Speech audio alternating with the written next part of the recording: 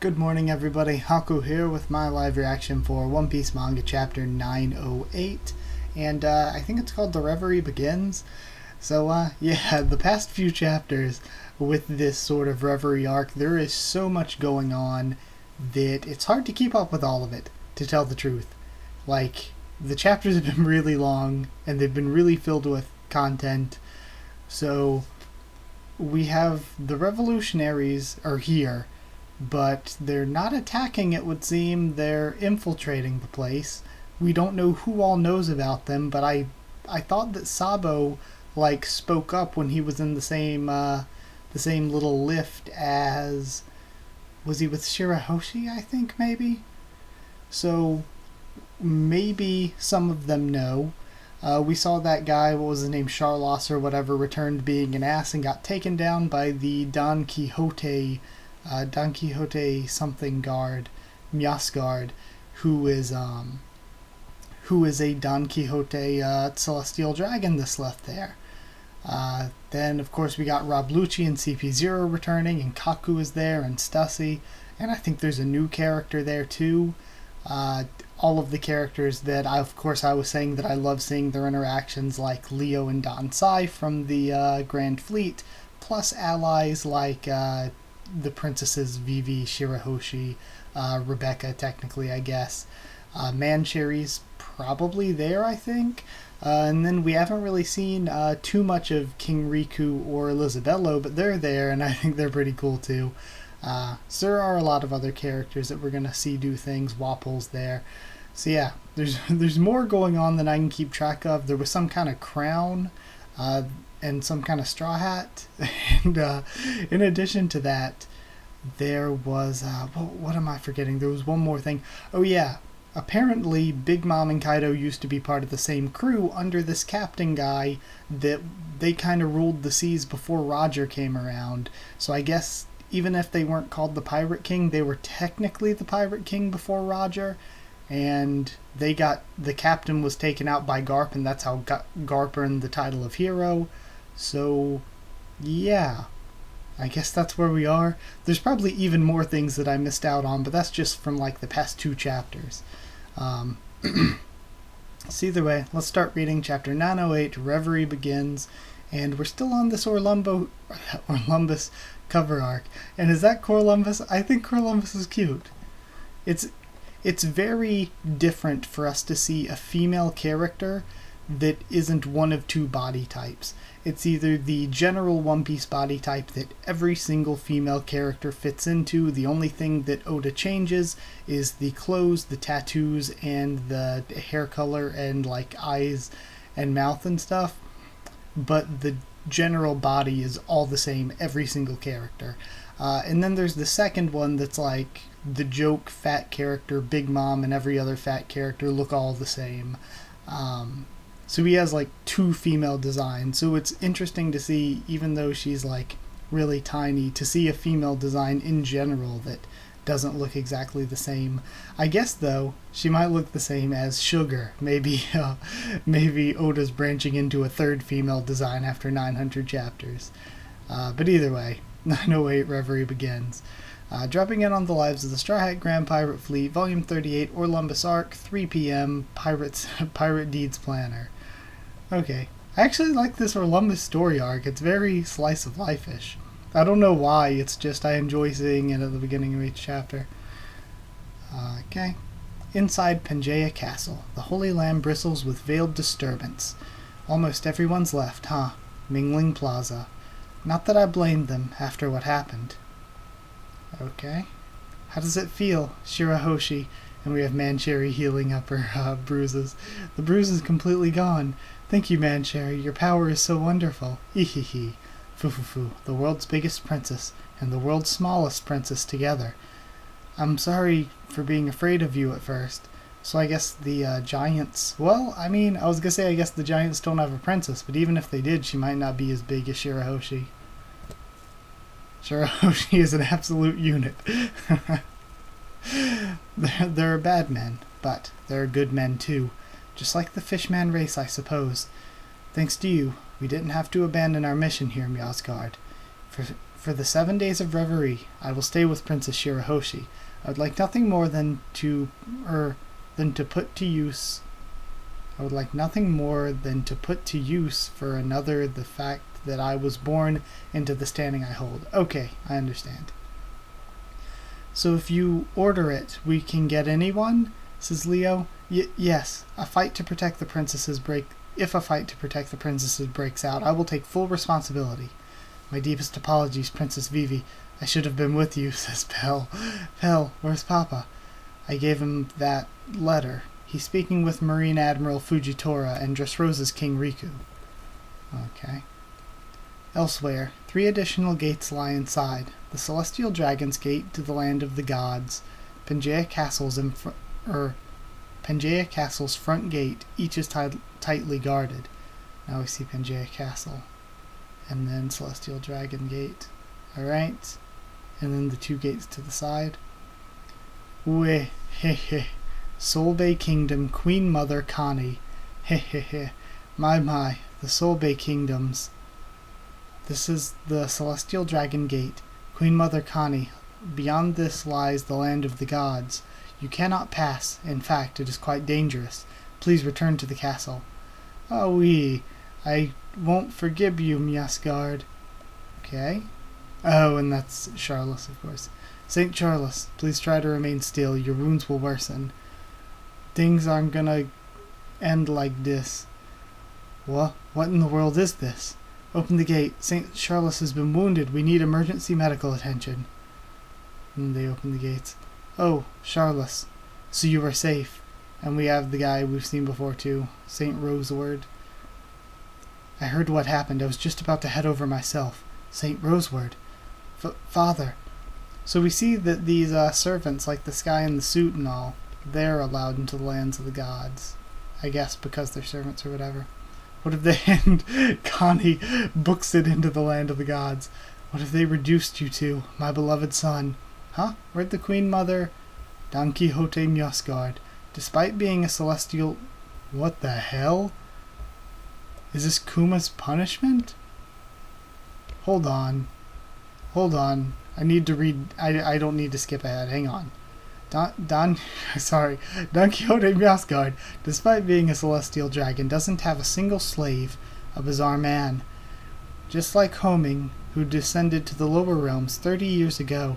Something's wrong with the Don Quixote line, I'm telling you. Father, that's the invincible slave Kuma. Indeed, it is finally my turn to rent him. Oka Shichibukai, former Revolutionary Army commander, also former king of the Solbay Kingdom, Bartholomew Kuma. So Kuma was king of the Solbay, and since she's the Queen Mother, that must be why Connie was trying to break in. So this is Kuma's punishment, I guess, for betraying them. Kuma has had the weirdest character arc. Okay, so he was a king, then he was part of the Revolutionary Army, then he was turned into a robot and made into a Shichibukai, and then he helped the Straw Hats by protecting their ship and all that. And now he's here? Kuma has had the weirdest story arc. Kuma's been everywhere, man. You can hit him. You can stab him. And we have Connie running up. I can't believe I just ran into him like that, she thinks. Infiltration successful. I won't forgive them. Never. Worst generation pirate. Captain of the Bonnie Pirates, Jewelry Bonnie. So Bonnie's at Reverie. I'm so confused. Okay, look. So we have all these characters that I was talking about before at the beginning of the live reaction, and now we're adding Kuma and Bonnie and all these other characters in it. So Bonnie, I'm assuming, isn't with the Revolutionaries. Probably. She's probably on her own, but we don't know. She's infiltrating the land of the gods, though.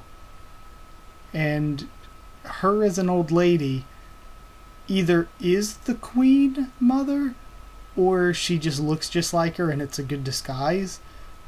But it seemed like she was her. But since she can change age, maybe she actually is the Queen Mother. And she can just change her age to make herself look young. I'm very confused. Let's keep reading. He doesn't even scream, a top-class slave. Never. How nice. But more importantly, I'm going to die, father. Oh, okay. And we have, Bonnie is crying. So, she's obviously related to Kuma because of the whole Queen Mother disguise, or maybe not disguise, and the fact that he was a former king. But I think that, more importantly, I'm going to die, father. I don't think that's her speaking. It might be. It might be, but I thought that was Charla speaking because of the page break or the scene break at the end that Oda uses sometimes to make things confusing like that, and it seems like a reply to what Rosegard was saying, or Rosewald, whatever. And Sabo, try to stay calm. Underground. This is why boys are so scary. Staying calm is the hardest thing to do right now. Look at what they're doing to our friend, to the kind Kuma. And Sabo is obviously righteously pissed. I know. Everyone feels the same as you. We won't let them continue to do that to Kuma. And we have the big guy whose name I forget. Everyone okay? Need more space? That's why we're here, right? And we have the Kuras, I believe was the crow guy's name, because that's Japanese for crow. He's there too. However, even if we release him, he won't just turn back into the Kuma he once was. Besides, Kuma's life itself has been forfeited to the world government. It's precisely because he was once a king of an alliance kingdom that they made an example of him like that. Anyone that goes against the gods, no matter how strong they are, will meet this fate. That's what they're telling to the world. The Celestial Dragons have CP0 and Marine HQ behind them. If we mess up and get captured, there's no messing up here. We do this or we die, says Sabo. And now, the day of the reverie itself, the organization of the world's oceans is as followed. The tall wall of the Red Line and the cruel ocean that Luffy and his friends are currently adventuring on, which contains the New World, the Grand Line, divide the world into 4 seas. Alright? The world government has 170 countries in its alliance, the large part of all in existence. It is in... Okay, I think I understand what they're trying to say. It's not a very good translation, though.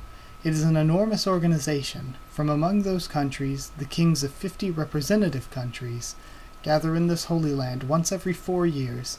Please, take your seats. For the grand conference held here. Its name is... But the Wano country is unallied, says one. It's essentially a lawless state. In fact, I do not know if we could even call it a state or not. And then we see Walpole and Dalton. But money is needed to mobilize the Marines. First, the assassination attempt on Big Mom. Will he go after Kaido next? Quite the nerve he has, causing fracas after fracas. That's Dry Hat Luffy. You betcha, wahaha! And Elizabeth is laughing. What's so funny, Prudence? The role of speaker will cycle through once more, I presume, says Cobra, and he's thinking Luffy. Whose turn is it this time? Says one queen. Mine. I thank you in advance, says the, I believe he's supposed to look like an Uncle Sam caricature, I think. Bollywood, eh? Says, I think that's Riku. Thank you.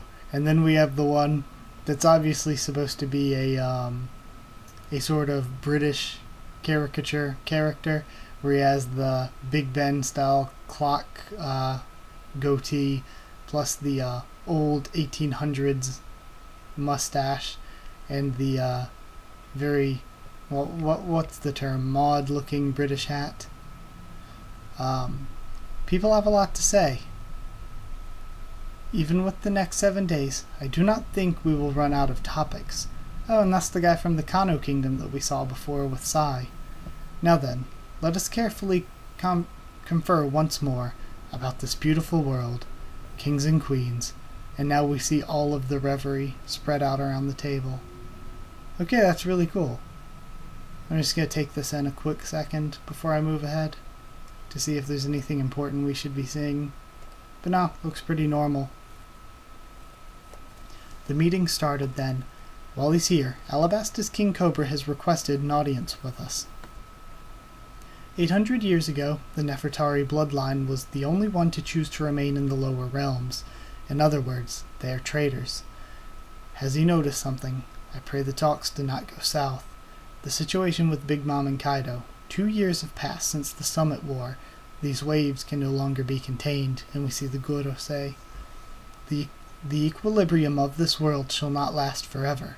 These parts are in dire need of a great cleansing. Okay, so the world government, very evil, with the exception of a few good people, like what Mjosgard was saying, that like any people, there are good and bad within the Celestial Dragons, but it seems the world government itself is super evil, though again, good countries within it. So, no clue how this is really going to go. And now we see the guy with the crown again, and he's in this garden inside, and he has a butterfly flying away from his finger. Inside Pangaea Castle, the flower room. Why Yim, your highness, they have gathered. And then we see them standing there with the sword behind him, and the sword is through a picture of Shirahoshi. And we see Luffy and Blackbeard have cut up pictures there. Weird. And Vivi, and he's holding a picture of Vivi. And the guy with the crown walks up on stage. Your highness. And the Gorosei look up to him and bow down. And he sits on the empty throne. 5 elders, here, upon the empty throne, break next week. The candle that should have been snuffed from history is once again. Hast thou decided? If so, give us a name. So, what I'm thinking here is that this whole time the empty throne is obviously a fake thing, and whoever this Im guy is the real big bad head of the Okay, so the world building's insane. We have all these characters doing all these different things. All I said about the past few chapters, plus more stuff added in now. We now know what the revolutionaries are doing. We now know about Kuma. We know about Jewelry Bonnie. And we know about Im now, who seems to be the true king of the world government. Even though nobody knows he's the real king, he secretly rules over, and the only people who know are the Gorosei, I would guess. So this changes the story quite a lot, because you would have thought that Endgame for Luffy is... it seems weird that 900 chapters in we might be introducing Endgame, because it felt like Endgame for Luffy might have been Akainu or Blackbeard, but now it seems like it might be even bigger than that. Like it seemed like, wow, Akainu's the biggest thing ever, he's the head of the Navy, or Blackbeard's the biggest thing ever, he's the sort of, not really Luffy's rival for Pirate King, but the big bad going for Pirate King, you know? And now we have an even bigger bad, the king of the world government. So, I am massively confused. And Im's eyes, though. It can't... Okay, this is gonna sound stupid, but Im's eyes, it can't be Shanks, can it? Because we know we just met them recently. It can't be. But the eyes look similar. Oh, because... No, because... Is Shanks... No, he's not missing an eye, he just has scars over it. Or maybe they're related. I'm thoroughly confused, and I think these chapters are probably very, very good for the theory community. They have probably been active like they haven't been in years lately. Holy hell, I'm just confused a lot. So I'm just going to go ahead and end this one. Thank you so much for watching. Like if you did like the video, and comment down there to tell me what you thought of this chapter and what you thought of my first thoughts on it, my reaction and all that. Subscribe for more One Piece, both anime and manga, but I am taking a break on the anime right now. I'll get back to reviewing it eventually, maybe in a few weeks, who knows. I'm just taking a break on it for right now. Subscribe, I just said that. Follow on Twitter if you want. I can try to keep you updated there and stuff with the channel. If you want a link to our Discord server to talk to me or more of us there, then just ask and I can give you a link to the Discord server. That's it. Thank you once again for watching, and I'll see you all next time.